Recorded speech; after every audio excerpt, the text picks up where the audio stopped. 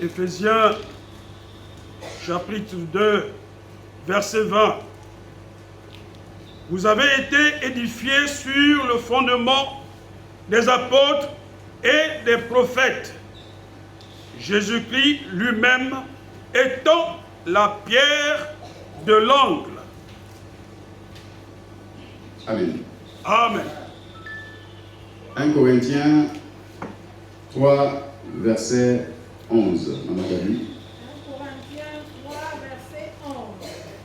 Car personne ne peut poser un autre fondement que celui qui a été posé, savoir Jésus-Christ. Amen. Éphésiens 4, 11 à 12. Éphésiens 4, 11 à 12. Voici les dons que le Christ a fait. Les unes ont reçu des dons d'apôtres ou bien d'être prophètes, bien d'autres prophètes, ou bien d'annoncer la bonne nouvelle, d'autres ont reçu le don de conduire le peuple de Dieu ou encore d'enseigner. Verset 12. Par ces dons, le Christ a voulu former ce qui appartient à Dieu. Ainsi, il parvient à accomplir les services des chrétiens pour construire le corps de Christ. Amen.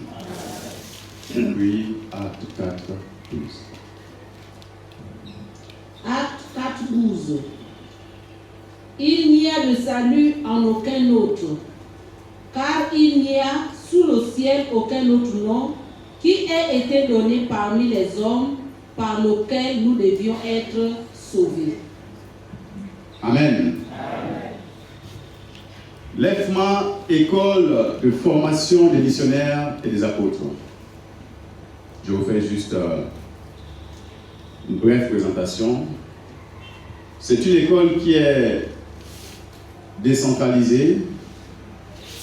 Libreville, Port-Gentil, Mwanda, Mouila, Tubanga.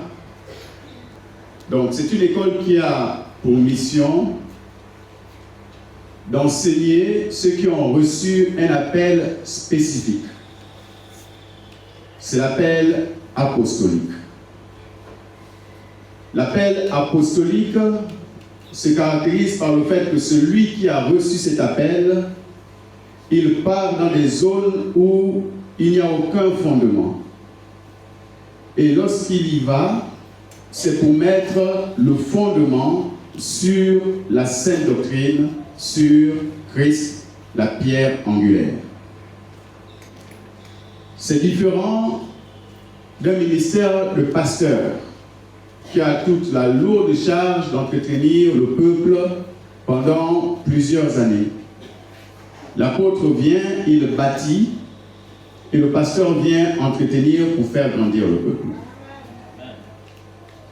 Donc, le but du message d'aujourd'hui, j'ai dit que le thème c'était les dynamiques d'une formation adaptée. Et le but c'est de montrer le caractère spécifique de l'appel apostolique, de répondre aux besoins variés des ministères dans le corps de Christ, de permettre la croissance de l'Église et du corps de Christ pour l'ouverture de plusieurs champs missionnaires et la création de nouvelles églises. Commençons par le premier point. Montrer le caractère spécifique de l'appel apostolique. Nous avons lu Éphésiens 2, le verset 20. Éphésiens 2, le verset 20. Vous avez été édifiés sur le fondement des apôtres et des prophètes. Jésus-Christ, la pierre angulaire, lui-même étant la pierre angulaire. Vous comprenez là que le caractère spécifique de l'appel apostolique c'est d'édifier le peuple sur le fondement de la parole, mais avec et pour seul Maître Christ. Nous ne sommes pas dans une construction d'église-bâtiment avec pour maître un homme. Nous ne sommes pas dans la construction des bâtiments avec comme propriétaire un homme. Christ est le propriétaire du peuple que nous entraînons à connaître la saine doctrine. Et l'apôtre Paul, lui-même apôtre, va dire à l'église d'Éphèse qu'ils ont été édifiés sur le fondement des apôtres, mais ces apôtres-là ont reçu cela de Christ lui-même. D'une saine doctrine. Ce n'est pas des choses que nous inventons d'une propre expérience. C'est ce qu'ils ont vu, ce qu'ils ont entendu, ce qu'ils ont reçu de Christ. Ils sont les pionniers pour l'Église. Et donc l'Église, en fait, part sur ce qui a été bâti, ce qui a été établi dès le commencement. Dès le commencement. Et donc, la mission de l'apôtre, c'est de ne jamais se détourner de ce qui a été établi dès le commencement. Lorsqu'il arrive dans une nouvelle région, dans une nouvelle zone, son message est fondé sur Christ. Christ qui guérit, Christ qui sanctifie, Christ qui délivre, Christ qui sauve. Non pas un autre message. 1 Corinthiens 3, le verset 11 que nous avons lu sur les dons. Car personne ne peut fonder un autre fondement que celui qui a été posé, savoir Jésus-Christ. Aucun autre fondement. Aucun. Il ne vient pas révolutionner.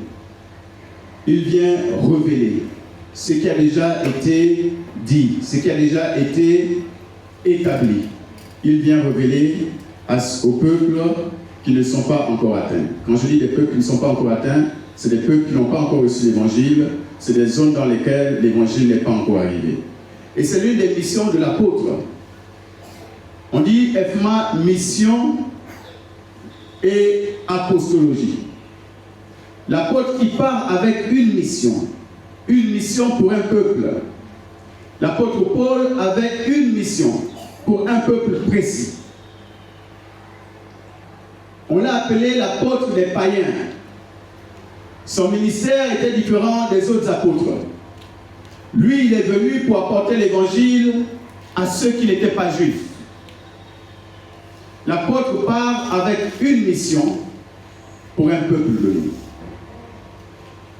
Permettez-moi de dire, il ne vient pas en fait là où il y a déjà un peuple, prendre ce peuple-là pour en faire ses brebis. Non.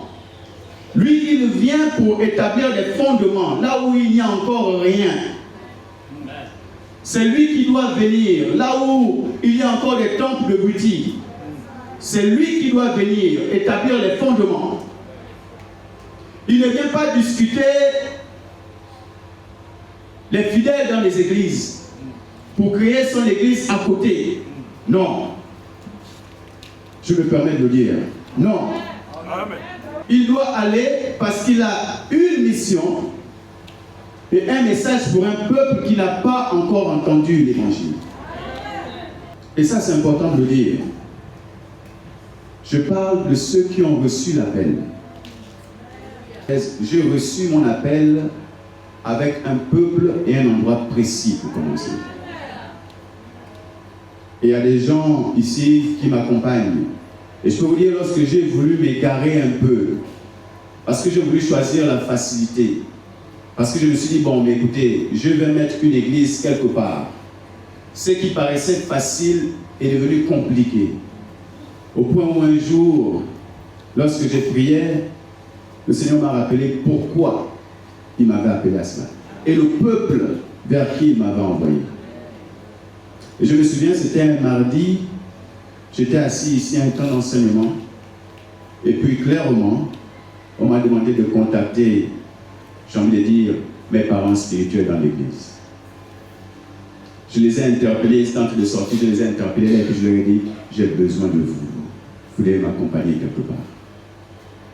Sensibles à l'esprit, ils ont aménagé leur emploi du temps. On est allé.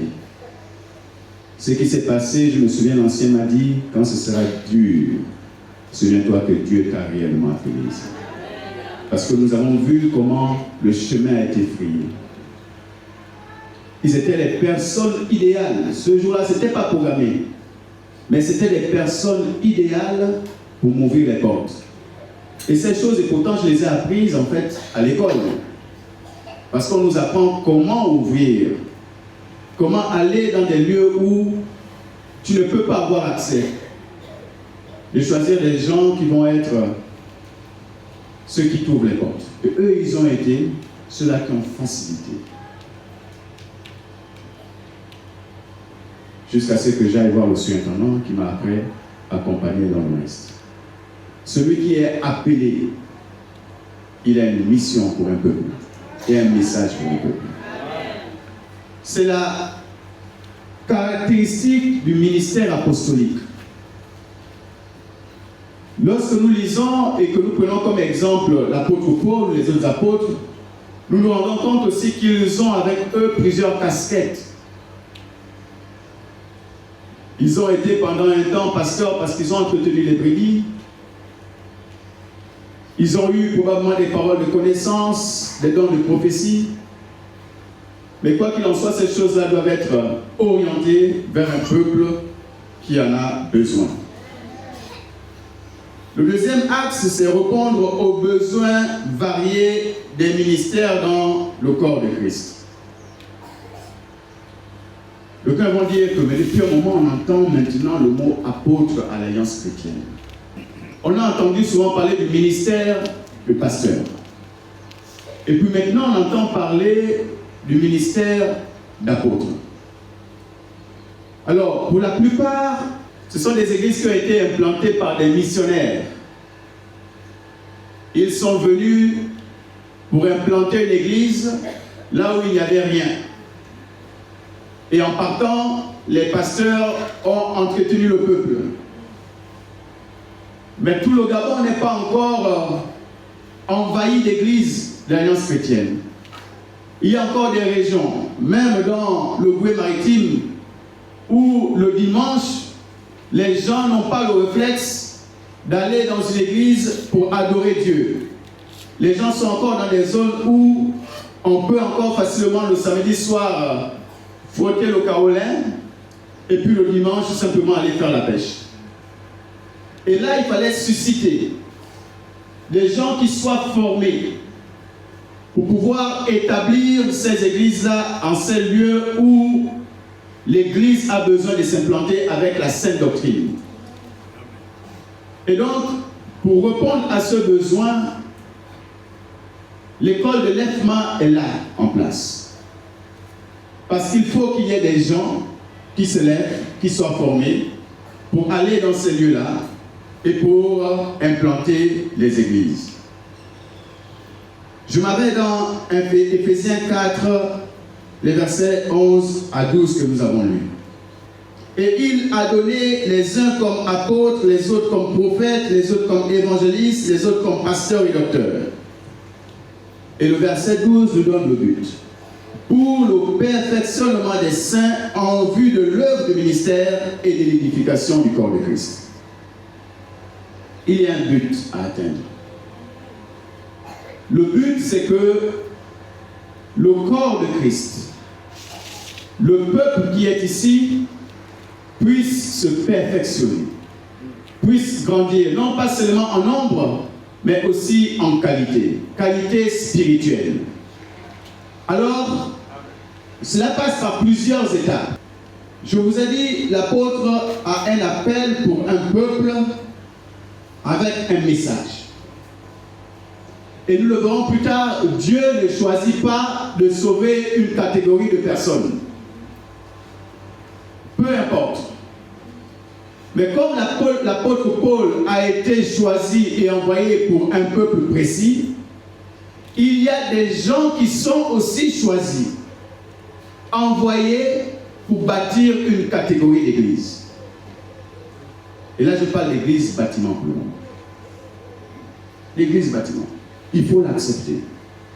Donc, par exemple, quand le pasteur arrive ici, il commence à mettre la peinture, et puis on dit c'est pas spirituel. D'accord, c'est pas spirituel, mais ça va amener les gens à venir manger ce qui est spirituel finalement. Je pense qu'il n'y avait pas ces chaises-là avant. Il y avait une autre catégorie de chaises. Je suis arrivé à Moabi, les chaises ne sont pas comme ça, c'est encore les chaises d'avant là. Ou quand tu t'assois, si tu as sommeil, tu ne peux pas parce que la chaise te dit non mon ami, tu n'es pas là pour dormir. C'est dur. Mais je pense que les gens se sont dit, il y a une catégorie de personnes. La ville est grande, il faut que celui qui arrive, qui a besoin d'un certain confort, puisse trouver un confort quand il s'assoit avant de recevoir ce qui nourrit son âme. Et donc, il y a des églises qui sont faites d'une certaine façon et d'autres qui sont faites d'une autre façon. Mais ça, il faut l'accepter. Ne vous attendez pas à voir, excusez-moi, en Dougou, une église qui est climatisée ou autre. Ça viendra.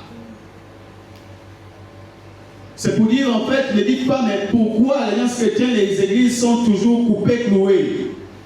Oui, il y a un temps pour ces églises-là parce que le peuple vient, le peuple grandit, le peuple se nourrit et qualitativement ça change. Et ceux qui viennent après, avec maintenant une nouvelle vision, changent le culte pour qu'il ait maintenant un aspect agréable pour le peuple du temps pour lequel l'évangile est annoncé. Il faut l'accepter. L'évangile ne va pas changer, mais les bâtiments peuvent changer. Ça, il faut l'accepter. C'est les choses visibles avec lesquelles nous vivons. Et donc, l'apôtre aussi, quand il arrive sur une terre, il va regarder et puis il va se dire, pour ce peuple-là, le message que j'ai reçu, voilà comment l'église va être faite. Écoutez, je ne dis pas que c'est le cas pour tout le monde et je ne dis pas que ça doit toujours être comme ça.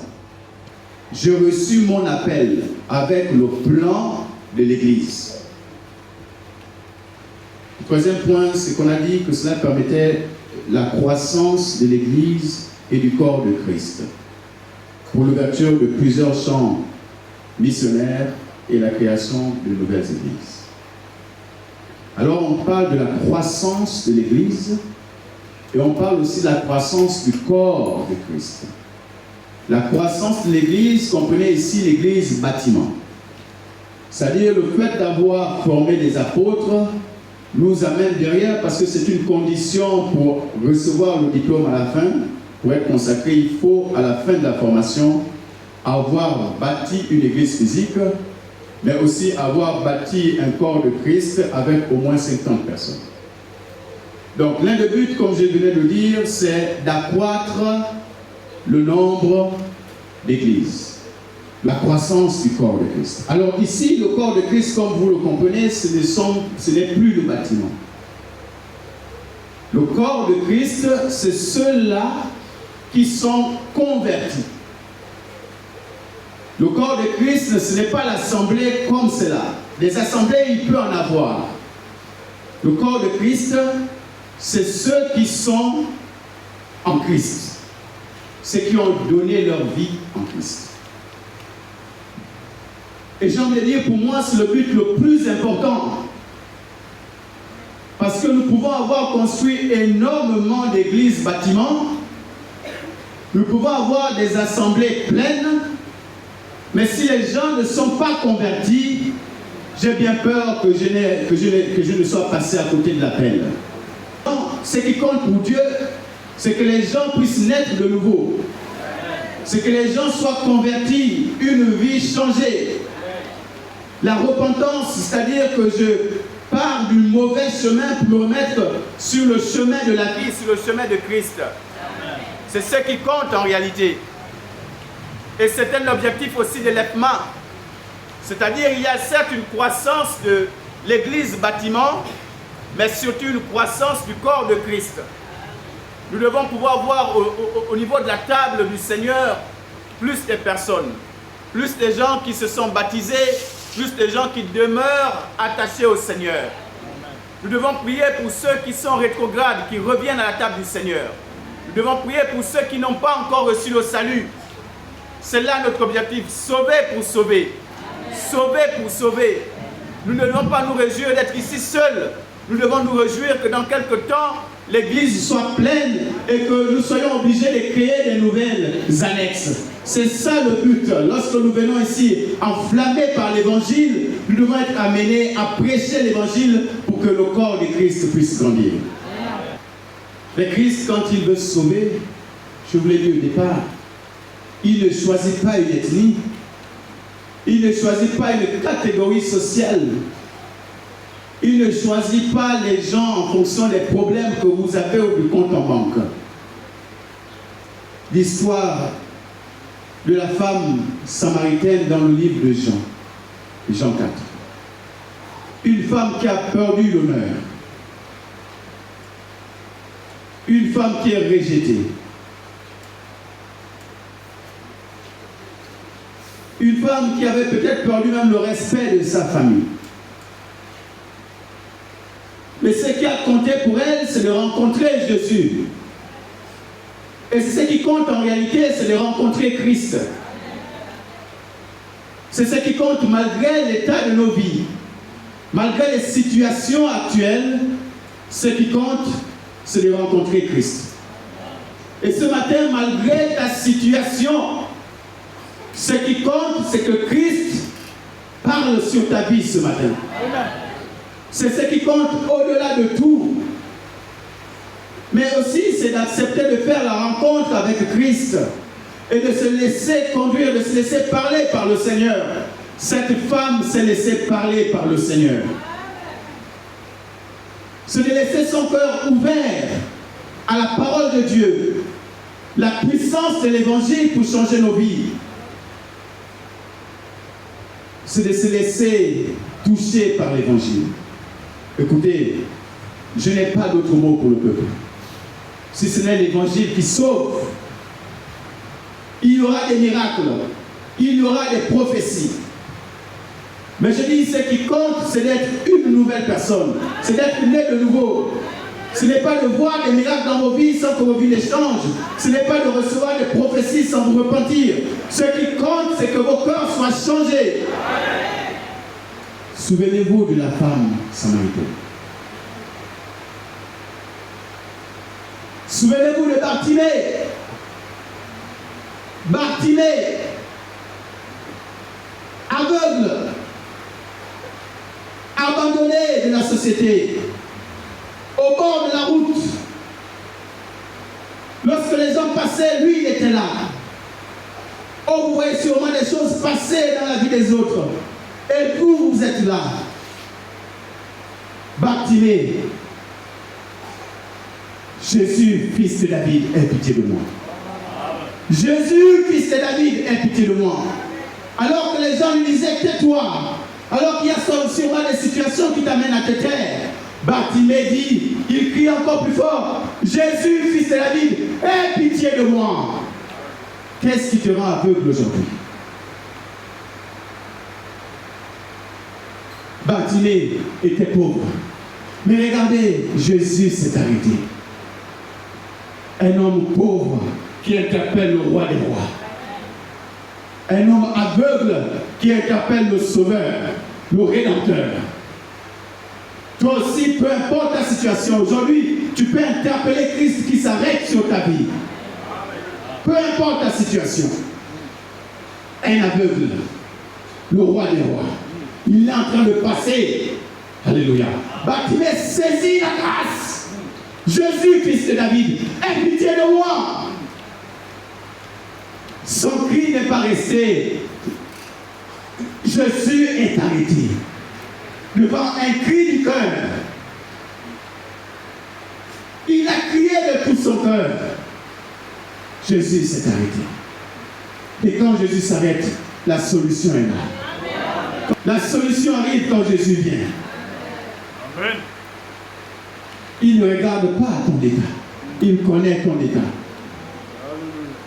Un pauvre, un aveugle, un rejeté de la société, aux portes de Jéricho, aux portes de la ville.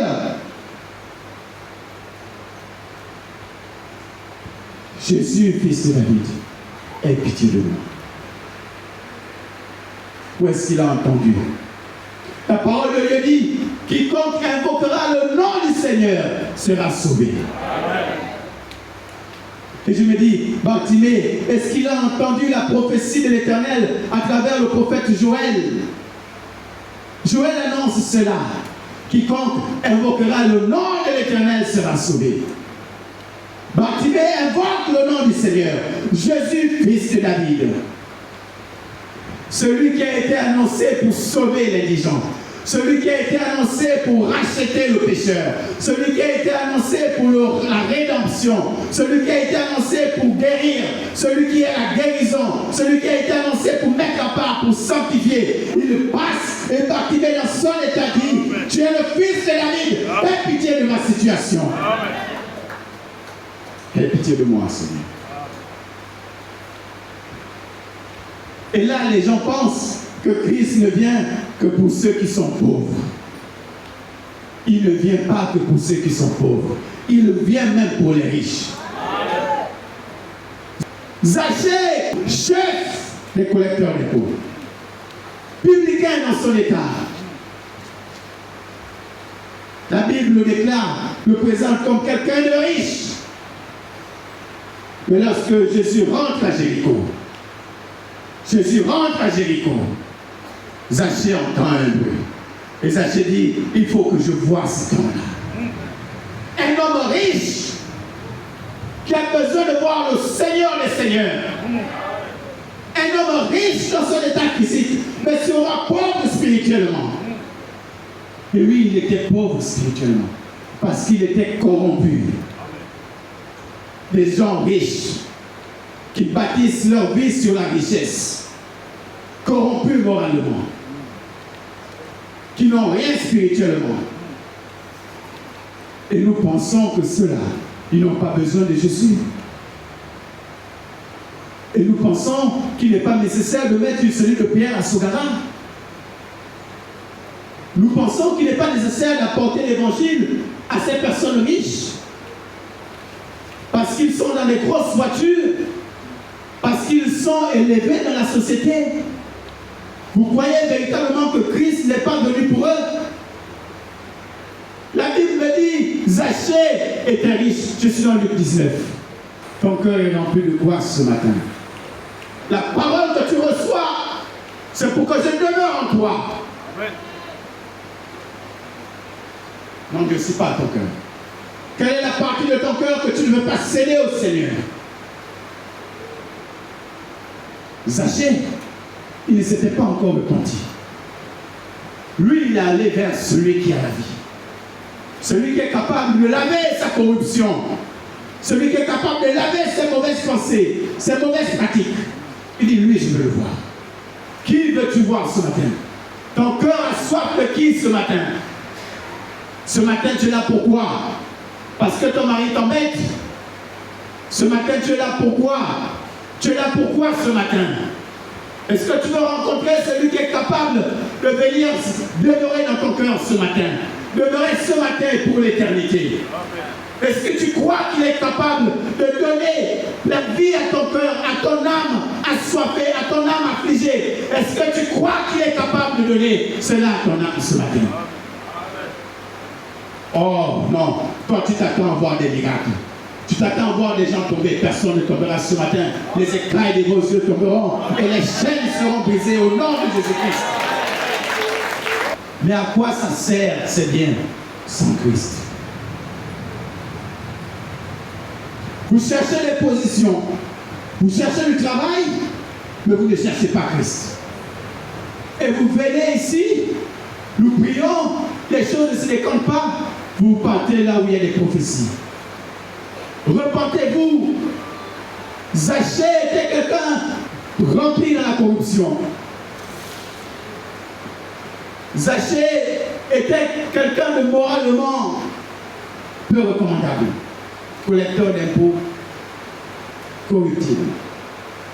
Et l'évangile n'est pas pour une catégorie, c'est pour Bartimée le pauvre, c'est pour la femme samaritaine qui est rejetée, c'est pour Zachée le riche. Alors nous devons aller partout. Celui qui habite à Sodara, il doit commencer à prier pour qu'il y ait une cellule de prière chez lui. Romains 10, rapidement s'il vous plaît. Je pense à partir du verset 12 ou 13. Si quelqu'un est dessus, s'il vous plaît. Verset 13. Car quiconque invoquera le nom du Seigneur sera sauvé. Amen. Verset 14. Comment donc l'invoqueront-ils? Comment donc l'invoqueront-ils? Sans d'abord croire en lui. Sans d'abord croire en lui. Et comment croiront-ils? Arrêtons d'abord la parole. Comment pourront-ils invoquer le nom du Seigneur sans croire en lui? Comment ces riches-là, comment ces personnes isolées, comment ces personnes abandonnées pourront-ils invoquer le nom du Seigneur s'ils ne croient même pas au Seigneur? La suite. Et comment croiront-ils? Et comment croiront-ils en celui dont ils n'ont pas entendu parler? C'est dans le même chapitre qu'il est écrit: or la foi vient de ce qu'on entend, et ce qu'on entend vient de la parole de Christ. Ces gens qui doivent invoquer le nom du Seigneur ont besoin de croire. Et pour croire, pour qu'ils aient la foi, il faut qu'ils entendent, il faut qu'ils eussent entendu parler de celui qui sauve. S'ils n'ont pas entendu parler de lui, comment vont-ils croire? Et comment entendront-ils? Et comment entendront-ils prêcher? Prêcher s'il n'y a personne qui prêche. S'il n'y a point de prédicateur. Et comment y auront-ils? Et comment y aura-t-il de prédicateurs si personne n'est envoyé? Amen. Merci. Comment les riches vont-ils invoquer le nom du Seigneur s'ils ne croient pas? Et comment vont-ils croire s'ils n'ont pas entendu parler? La foi vient de ce qu'on entend. Vous voulez que ces riches aient la foi? Il faut leur parler de Christ. Et pour qu'ils entendent parler de Christ, il faut qu'il y ait des gens. Il faut qu'il y ait des gens. Comment voulez-vous que ceux qui sont à Moulenguidiza, à Dourassou, dans ces villages où les rites traditionnels sont fortement implantés, comment voulez-vous qu'ils invoquent le véritable Dieu s'ils ne croient pas en lui? Comment voulez-vous qu'ils croient s'ils n'ont pas entendu parler de lui? Comment voulez-vous qu'ils entendent parler de lui si personne n'est allé là-bas leur apporter l'évangile? Et c'est là où le ministère apostolique est fondamental. L'apôtre Paul le dit dans 2 Corinthiens 12, le verset 12, je pense: les preuves de mon apostolat ont éclaté à vos yeux avec des signes, des prodiges et des miracles. Le ministère apostolique s'accompagne des signes. Nous avons vu, fondé sur la sainte doctrine, il vient pour les fondements, il met les fondements, et Christ reste la pierre angulaire. Il doit annoncer l'évangile, il doit annoncer Christ, sauveur, guérisseur, sanctificateur, Christ, notre roi qui revient bientôt. Il doit pouvoir annoncer le salut, il doit pouvoir annoncer la repentance aux âmes. Ce matin, c'est le message que je voulais partager avec vous. C'est la journée nationale de l'Effement, mais c'est aussi une occasion pour quelqu'un de se repentir. C'est aussi une occasion pour quelqu'un de dire, maintenant Seigneur, viens dans mon cœur. Il y a encore des parties de ma vie que je cache pour moi-même, des parties de ma vie que j'ai envie de gérer par mes propres forces, mais ce matin je m'abandonne à toi. Et comme Bartimée, j'ai pu crier, Jésus, fils de David, aie pitié de moi. Entends la prière de ton peuple, un cœur repentant ce matin. Un cœur qui est venu sincèrement à toi ce matin, Seigneur. À cause de ta parole, à cause de ta fidélité, tu fais du bien. Tu demeures en lui, Père, pour nettoyer, pour purifier, pour délivrer, au nom de Jésus-Christ. Merci, Seigneur. Que la gloire te revienne, toi, éternel Dieu Tout-Puissant. C'est en ton nom que nous avons ainsi prié, au nom de Jésus-Christ.